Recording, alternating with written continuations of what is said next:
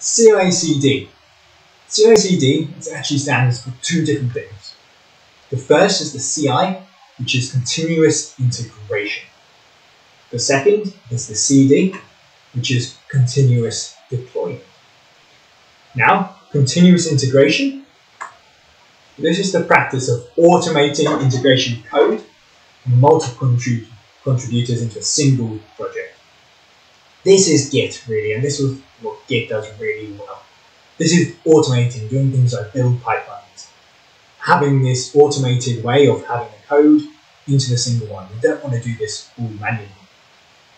Now, the continuous deployment is the other side of this. Once we've done the code and once we've checked it and we're happy, we have to get it from a state of being the developers.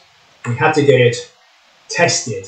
Now this, for example, in Power BI can mean testing the actual data. Because the build pipeline would say if the code is correct or not, doesn't necessarily mean the business logic is correct.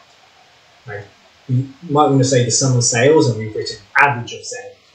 All the code might be correct, there's no errors, but we have to test the numbers to make sure that the numbers are correct, because business logic is very different to code. We could have correct code, but wrong business logic.